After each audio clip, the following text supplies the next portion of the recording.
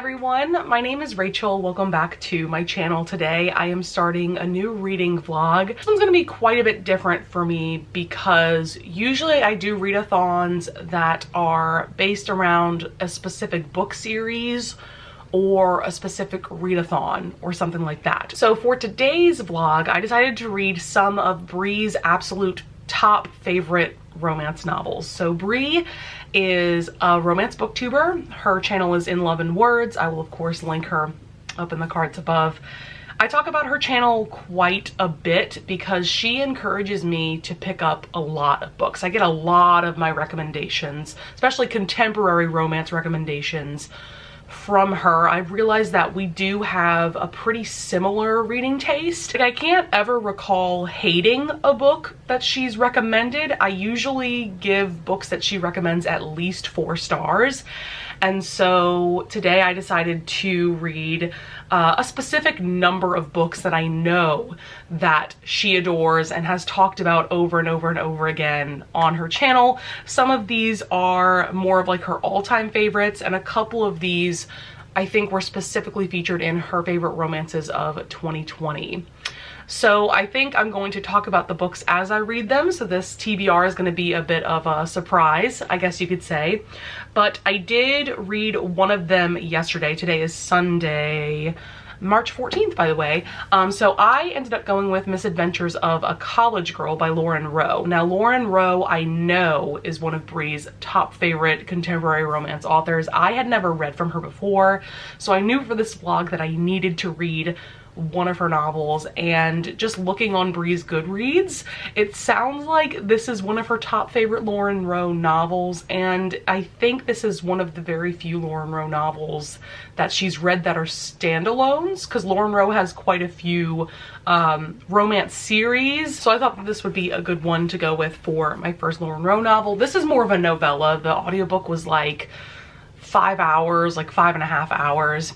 And this one is about our main character, Zoe. She's going into her freshman year of college at UCLA, and she's a theater major, which is really fun and exciting to read about because there have been very few romance novels that I've read where the heroine is working or wanting to work in my industry. For those of you guys that may not know, I am an opera singer, but musical theater was definitely my first love, and I still sing musical theater. I still perform musical theater as much as possible. And so Zoe's dream is to be in Wicked on Broadway, which is pretty much my dream too, if I'm being honest. And then we have Tyler, who seems like a very typical jock. He's a football player. He's a bit older than her. He's a senior in college and she's a freshman in college. And so they meet at this party. There is an instant attraction between the two of them, and through some kind of ridiculous circumstances, they end up working on 2 school projects together, and they very quickly start a relationship with one another. So I really enjoyed this. I gave this one 4 stars. First of all, Lauren Rowe narrates her own audiobooks, which is really cool because she's great at it. Like, she's a great narrator. I would love to hear her narrate more audiobooks, not just her own. But what I loved about this book, especially like the first half, I would say up to the 60-70% mark, is that to me, Lauren Rowe's sense of humor is very unique and very fun. And this book is also very sexy. Like, it was just a fun time. But then towards like the 70% mark, I felt that there was a kind of abrupt tone shift in the novel, and things got pretty serious and angsty. I don't know, to me the last part of the novel just didn't quite match up with the first part of the novel. It wasn't nearly as fun. I just wasn't quite as engaged. So because of those reasons, I ended up giving it 4 stars, but it was still a really fun time. There's also some Shakespeare references in here because one of their group projects is that they had to do a scene from a Shakespeare play and then do a scene where they like rewrote that scene for modern times. So that was fun to read about because, like I said, I am very passionate about theater, musical theater, things like that. So then in terms of the book that I decided to go with next, that had to be Archer's Voice by Sheridan. This is a book that has been on my TBR for well over a year. And so when I came up with this vlog idea, this book was at the tip top of my list of books that I was going to read for this vlog. I know that Brie has talked about this book over and over and over again. This has to be one of her top like 5 contemporary romances of all time.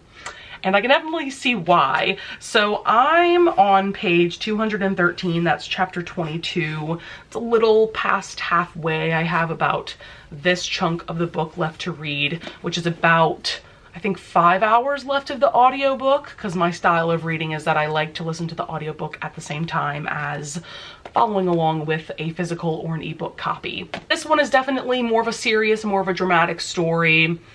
To me, there's even some suspenseful elements, like you could almost call this a romantic suspense novel in my opinion. And I knew that going into it. I knew that this was going to be a more serious book. Actually, most of the books on this TBR are more serious and dramatic. I think that Brie tends to really enjoy those more, I guess, dramatic and epic romances for sure.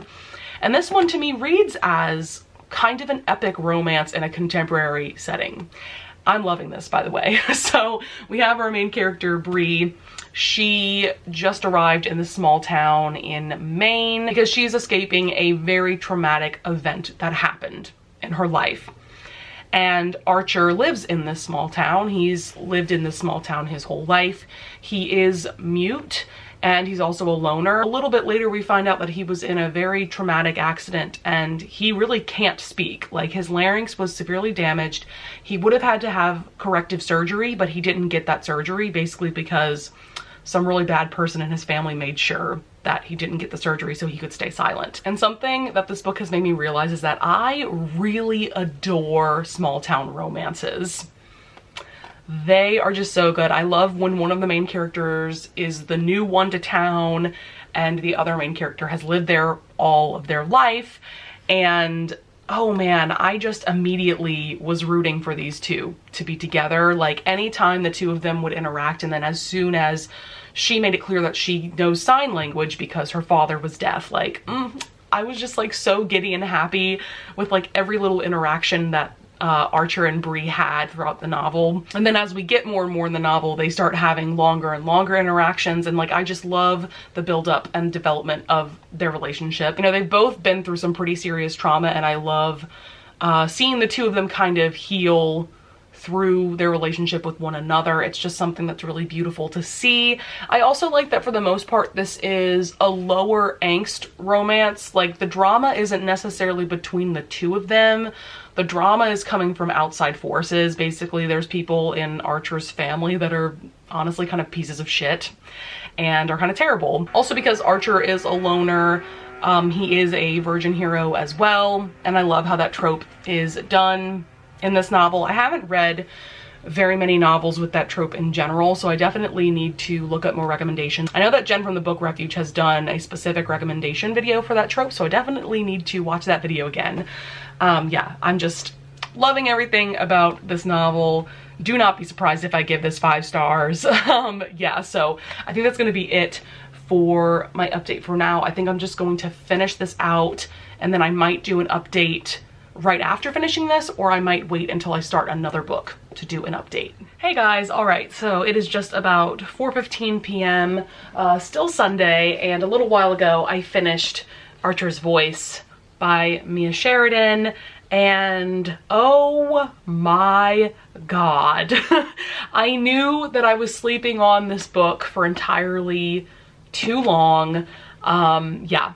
It's just crazy that it took me this long to finally read this book. Like, wow, talk about a truly epic romance that had me on the edge of my seat till the end. There were some genuinely shocking moments throughout where I almost wanted to throw this book across the room. I didn't know what to do with myself. Like, it was just a lot. Like, this book straight up exhausted me because there was just so much happening and so much just beautiful love between Archer and Brie, and like, chef's kiss. Like, if you're someone like me who has just been an idiot and hasn't read this for some reason, like, this is your sign to pick this up as soon as possible. Easily one of the top 10, one of the top 5 contemporary romances that I've ever read. Wow. I don't really think I have any more thoughts on this book other than that, but if you want to see my concise thoughts about this book or any book that I read, definitely check out my Goodreads. I always link my link tree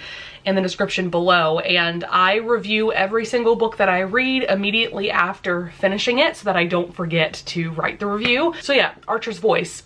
Incredible, incredible. I definitely see why Bree and so many other booktubers love that book so much. And then I have my Kindle right here. I actually just started reading With Visions of Red by Trisha Wolfe. So this is a series of, I think, like 6 novellas. I think they're all about like 200, maybe a little less than 200 pages each. And so I decided to read the first book in this series because this is a series that I've only ever heard Bree talk about, and she is absolutely obsessed with. I know the hero in particular because of how obsessed he is with Sadie, our heroine, and how he just like worships the ground that she walks on. And this is a very interesting and definitely a darker romance. And I remember hearing her talk about this series recently, and she just said, you know, go into this knowing that it's pretty dark and gruesome. We have our main character, Sadie. I've only read the prologue and the first chapter. I'm about 15% of the way through this so far. She's a behavioral analyst, and so she goes into these very gruesome crime scenes. It seems like she usually goes into like murder scenes, and she tries to get into the head of the killer. And so it's been really interesting so far being in Sadie's mindset and seeing her go into the mindset of these really messed up people that do really awful and horrible things. We also see in the prologue that she was kidnapped and tortured 10 years before the book actually starts. So yeah, definitely know going into this that there's a lot of trauma and dark and gruesome themes in this story for sure. But I've heard that Trisha Wolfe is just like amazing at writing dark romance. I've heard really good things about her. I think it's the Darkly Madly duet. I also have that on my Kindle, and I want to read that at some point as well. And what's interesting about this series too is that it is centered around BDSM, specifically I believe around the art of rope tying. But yeah, I'm really intrigued and interested so far. I already really enjoy Trisha Wolfe's writing style, so I'm really glad that doing this vlog motivated me to finally pick this book up. Good morning, everyone. It's Monday morning. It's just about 11:15 a.m. And last night I finished With Visions of Red by Trisha Wolfe. I ended up giving it 4 stars. I overall really enjoyed it. There were just a couple of things that I didn't absolutely love about this novella, which is why I didn't give it 5 stars. So I said in my last update that this centers around our main character, Sadie, who is a behavioral analyst for the local police department. We have Colton, our hero. He works at a sex club called The Lair that Sadie goes to every now and then. And what I didn't love about this novella is that I feel like it focused a little too much on the murder mystery that Sadie is trying to solve, and it just didn't focus quite enough on the interesting relationship, interesting kind of romance brewing between Colton and Sadie. I would have liked to see more of that. So knowing that this is like a 6 novella series, I'm hoping that the focus will shift more towards the romance in the next book or so, but we will just have to see. The murder does not get solved at the end of this novella. So, I mean, we're definitely gonna have to focus on the murder mystery in the next novella as well. I do really enjoy Colton's character. Like I said, he's the hero. And by the way, that term that I was trying to think of the rope tying, it's called shibari. Basically, it involves like intricately tying ropes around people's bodies. It sounds really cool. So yeah, I really liked Colton's character. He like worships the ground that Sadie walks on. And I know that Colton is the main reason why Bree loves this series so much, and I can totally see that for sure. I can kind of tell the kind of heroes that Bree prefers. So then I decided late last night, it was like a 1 a.m., I decided to go into The Forbidden Man by Karina Halley. Now, Karina Halley is an author that I've read 3 novels from at this point. I've read Smut, which I gave 4 stars, like that one was pretty good. I've also read Nordic King. That was one of my top 5 favorite romances of 2020. And I also read Love Wrecked, and I also gave that 5 stars. So I am definitely a fan of Karina Halley. So this is a book that Brie read twice, I think, in 2020. Like, she adores this book for sure.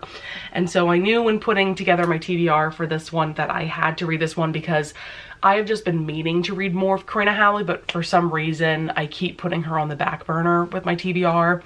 But this one is essentially about this woman, Talia. She is, I guess you would say, a sports therapist. I think that's her title, or like kind of like a physical therapist for athletes. She's 40 years old. She gets divorced like right when this book starts, and she gets a job for this soccer team in Madrid. And then we have our hero Alejo, and he is a player for the soccer team that she just got a job working for. The problem is that he's 23 and she's 40, so there's quite a bit of an age difference here, and this feels pretty unique to me because she's the older one and he's the younger one.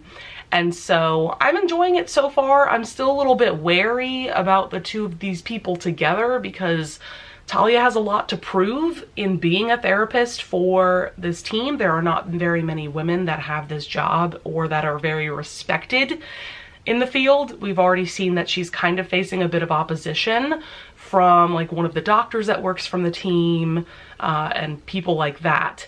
And so I'm just kind of worried that Alejo is gonna mess things up for her. But I do like the two of their characters, and I am liking the chemistry so far between the two of them. This is a long book though. I think it's like 500 pages. Like, it's a chunky, slower burn romance, I assume. And so yeah, I'm not like all that far into it when you think about how big of a book it is, but I'm excited to get more and more into it. I can already see why Brie loves it so much. There's just a vibe to it that I know that she really enjoys in her romances. So that's it for my reading update. So this week is crazy for me. Unfortunately, I'm not going to be able to read as much as I usually do because this week I am co-directing a musical. We're doing a musical version of Peter Pan at the local Catholic school that I live nearby. Basically, my boss from the studio that I work at got contracted to direct this musical at the Catholic school, and so she asked me to come on as her assistant and also to be like the music and voice teacher since it is a musical. So this week is crazy because it's like our tech week. We are getting ready for showtime. The show is this Friday. We have 2 shows, and so today is a Monday, and rehearsals are just starting to get really crazy at this point. We basically rehearse from like 3:30 p.m. to 8 p.m. every day this week, and we are just kind of, both of us, me and my boss, are just trying to scramble around to get everything blocked and choreographed and staged for these kids, you know, so that we feel that they're ready and that they feel that they're ready. So it's been a fun experience, but it's also just kind of a lot to try to put on an hour-and-a-half live stage production in about a week, because we had auditions for this last Wednesday, and then we had rehearsal Thursday, Friday, we had Saturday, Sunday off, and today we are, you know, diving headfirst back into rehearsals. So because this is something that's going to be happening every day this week, I unfortunately won't have the most time to devote to reading, but I'm gonna try to read as much as possible, and I will give you updates every day. Hey guys, what's up? It is Tuesday afternoon. It's just about 2:00 p.m. I keep thinking today's Wednesday for some reason, and it's messing up my mind because on Wednesdays I teach voice lessons, and so I keep thinking that I have to go teach lessons, and that's not the case. I do have pretty long rehearsal later today for that musical that I'm co-directing. I talked about that in, I think, my last update, but yeah. So by the way, I took a shower a little while ago. That's why my hair is still wet. And I am wearing this beautiful Romance Novels t-shirt. I adore this shirt so much. I got it from Fugly Barbie. I will definitely link their Etsy shop down in the description below. Not sponsored or anything. I just love their clothes. Let's get to the actual reading update. So I ended up finishing The Forbidden Man last night, which is surprising because that's like a 14-hour audiobook. And the book, like I said, I think it's like over 400 pages, maybe 500 pages. So I definitely didn't expect to finish it last night, but this book was just so compulsively readable that I just flew through this book. I loved this. I ended up giving it 5 stars. I think I mentioned this in my update yesterday. I was definitely very wary going into this book because of the weird power imbalance of Talia. She's 40 years old. She is a physical therapist for the soccer team that our hero Alejo plays for. He is 23, 24 years old. I really didn't care about the age difference, and I'm glad that this book doesn't harp too much on that, like in their inner monologues or anything. The angst comes more from the fact that they can't be together because of their jobs. And I was also wary because at first Alejo was pretty pushy and persistent in the way that he was pursuing Talia. It like almost made me feel a bit uncomfortable, but then she put him in his place and he quickly took a step back. He was still pretty persistent in how he pursued Talia, but he definitely like checked himself and took a step back, which I really appreciated. And so for me personally, it definitely took me a while to really fall for these characters and fall for their story. I would say by about the 50 to 60% mark, I was completely in their story and I was absolutely obsessed. Before that, I probably would have given this book maybe 4 stars.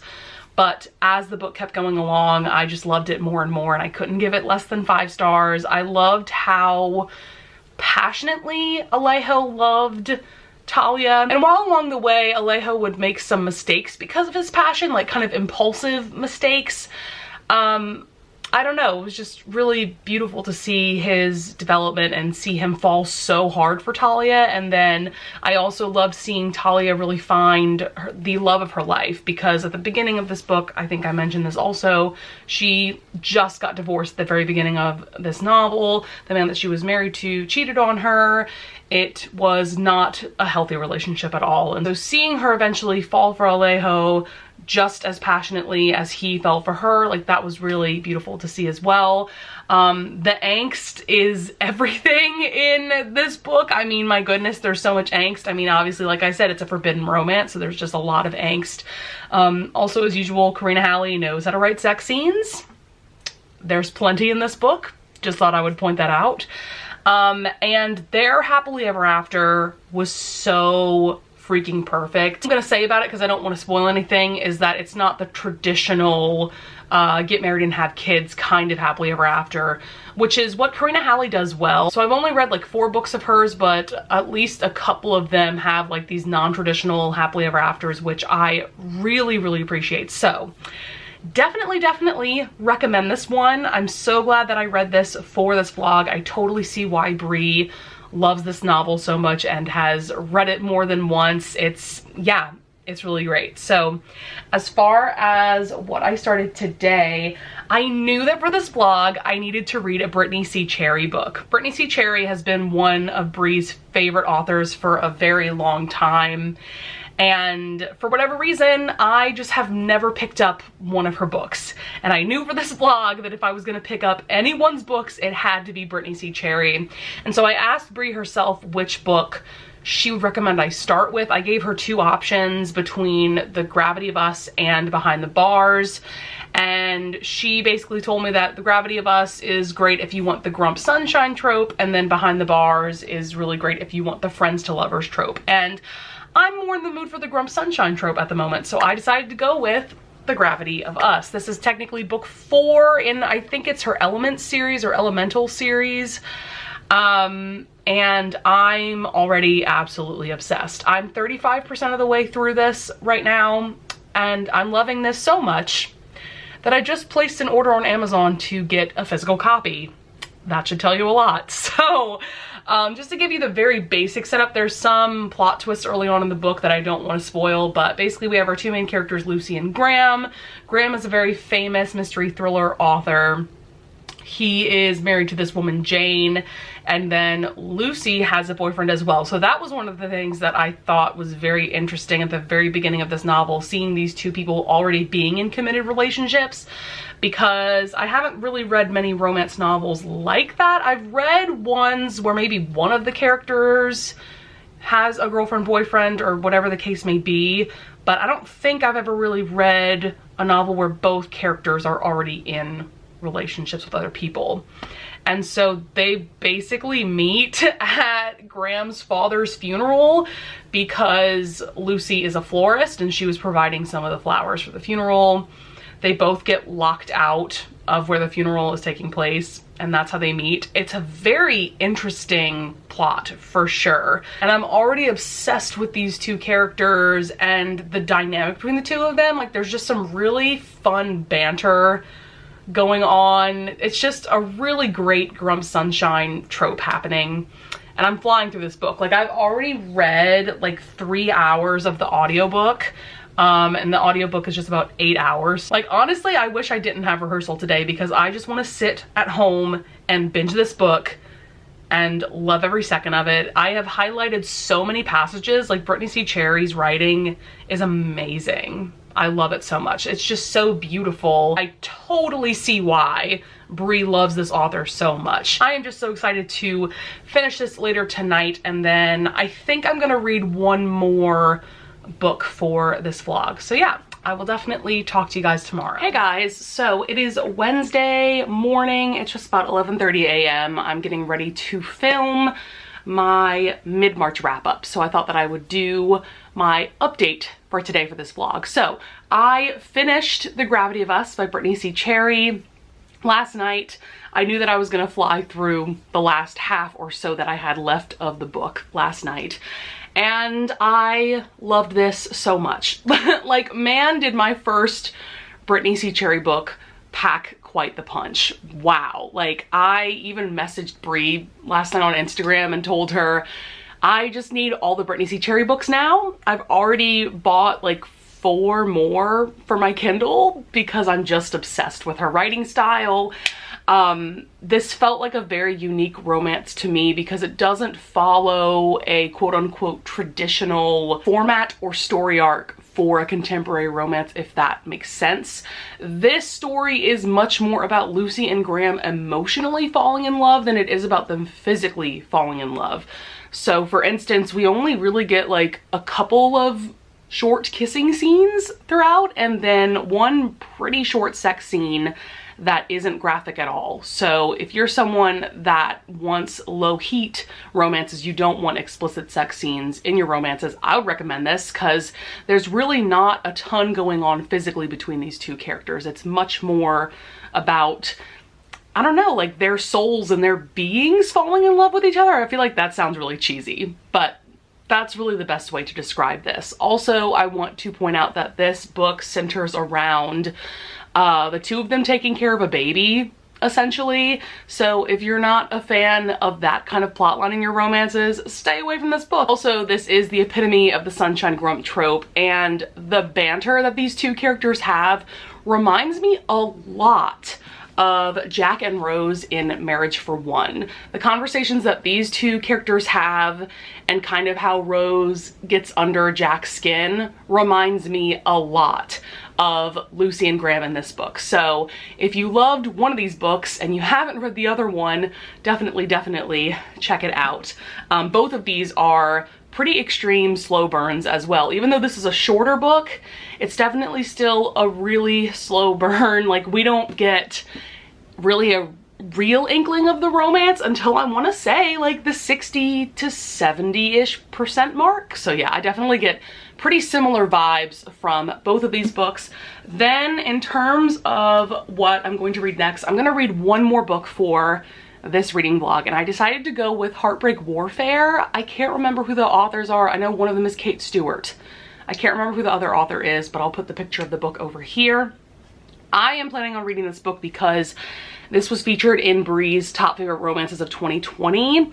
And this sounds like such an interesting romance because it's a military romance. It's also a love triangle. From the way that Brie was describing it, it sounds like it's really hard to get a gauge as to who the heroine's going to end up with, and you kind of root for both love interests. So I'm really interested to get into this one. I have a feeling that it's going to be pretty serious, pretty dramatic, but I'm still here for that. So I haven't started it yet, but after I'm finished filming for today, I will definitely jump into this one, and I will definitely give you guys all of my thoughts in my last update tomorrow, and then I'll just... Alrighty, it is Thursday, just about 1 p.m. So it is time to do a final update for this reading vlog and a wrap up everything I read and all of that. So I read the entirety of Heartbreak Warfare by Heather M. Orgeron and Kate Stewart yesterday. I'm gonna give you a little bit of the basic premise and then I'll go into my own personal thoughts about this book. But like I said yesterday, it is a love triangle. This is about Katie. She is a medic in the military. She is married to a man named Gavin. They've been married for about 6 years. He is also a captain in the army. And then she gets deployed to Baghdad. This is her first deployment. And in Baghdad, there is another soldier whose name is Briggs. His first name is Chris, but she refers to him most of the time as Briggs, his last name. And they definitely have chemistry, like right away from meeting each other, but he kind of gets under her skin and like shamelessly flirts with her even though he knows that she's married and has a kid. It's just kind of like harmless flirting, and I mean, she enjoys it. They're definitely close friends. They get pretty close. And so then they go on a mission, I think, to just give out like aid and supplies to local families in Baghdad. And basically, like, there's 2 trucks that go out, and the first truck hits an IED and crashes into the second truck, which Briggs and Katie and a few other soldiers are in. And so what ends up happening is that most of the soldiers in their truck end up dying. And so Briggs and Katie are the only survivors. They end up getting kidnapped by this group of like extremist militia people, I guess you could say. And so that is the basic premise. This book goes to some very, very dark places. I want to point that out now, and I knew that going into it, so it's not like I wasn't prepared for that, but there's definitely torture, there is sexual assault, their PTSD is dealt with a lot in this book. And oh my god, this book not only took my heart out of my chest, but like completely pulverized it. Like, wow. Literally one of the most powerful and angst-filled romances that I've ever read. This is also the only book that I've ever read about a love triangle that truly had me on the edge of my seat the entire time. And what I mean by that is that I kept flip-flopping who I was rooting for in the love triangle between Gavin and Chris. And like, you almost feel like you are Katie, because Katie also feels like that too, that she loves both of these men, but of course she's gonna have to choose between them. And it's just, there's so much drama, there's just so much happening. It's definitely a messy romance. I mean, it's a love triangle, of course things are gonna get messy. You know, and I do want to point out that there is some cheating involved because it's a love triangle. And yeah, I was just truly on the edge of my seat the entire time, because you really don't know until pretty much the last chapter who she ends up with. It literally just like gave my heart whiplash. Like, just absolutely nuts. Something else that I really loved about this book was that at the beginning, both of the authors made a point of talking about how much they respect members of the military, and how this is kind of their love letter to members of the military. And they also made a point of talking about how many veterans are homeless, which is just absolutely mind-boggling to me. I will never understand how the government doesn't take care of veterans. I don't understand. I don't understand how homelessness can be an issue. The government should be taking care of vets like that.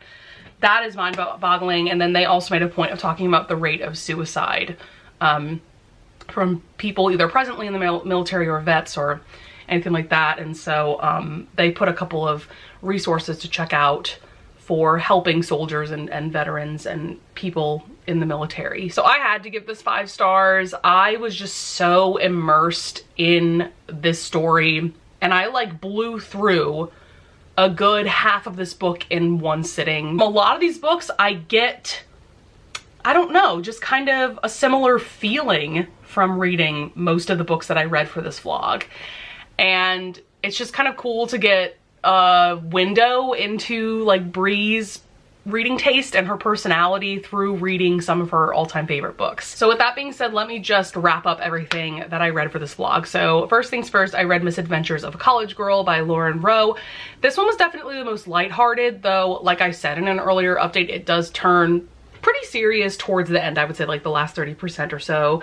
Gave that one 4 stars. So my first Lauren Rowe book definitely did not disappoint. I really want to check out her Morgan Brothers series. I think that's her most popular series. Then after that, I went into Archer's Voice by Mia Sheridan. You guys saw earlier in the vlog how much I raved and raved about this book. I just think that this is such a fantastic small town romance with some suspense elements, and you're just immediately rooting for Brie and Archer to be together. And Archer is just, oh, such a sweet and swoony man. Like, absolutely fantastic. Then I went into With Visions of Red by Trisha Wolfe. This is the first novella in the Broken Bond series. I gave this 4 stars. I really enjoyed it, but you know, I already discussed earlier why it wasn't quite a 5-star for me. Then, let's see, after that I went into The Forbidden Man by Karina Halley. Had to give that 5 stars. Again, I see why Brie loves it so much. Then after that I went into The Gravity of Us by Brittany C. Cherry. This is technically book number 4 in her Elements series, although these are all standalone books, and I definitely plan on reading the other books in this series. Yeah, there's just something about Brittany C. Cherry's writing that I totally understand why Brie loves all of her books so much, and I cannot wait to read more from her. And then last but not least, of course, was Heartbreak Warfare by Heather M. Ogeron and Kate Stewart. Again, gave it 5 stars, just discussed all of that. So that is going to be everything for this reading vlog. As you can tell, I'm just like so happy right now. I had such a good time reading these books. The fact that I only gave 2 books 4 stars and all of the other books 5 stars that I read for this vlog should really tell you something. And I knew going into this that Brie and I do have similar reading tastes. So all this tells me is that I just need to keep taking more and more of her recommendations and reading more books that are her all-time favorites, because there's some more books that are definitely on a list of mine of books that I also want to read ASAP. So I might do a part 2 to this where I read some more of her faves. Yeah, with that being said, I would love it if you guys would leave a comment down below. Let me know what you guys think of these books. As usual, keep your thoughts non-spoilery, as this vlog is non-spoilery. I would also love it if you would leave a like and subscribe, and I thank you in advance if you do. And with that being said, I'll see you guys in the next video. Bye!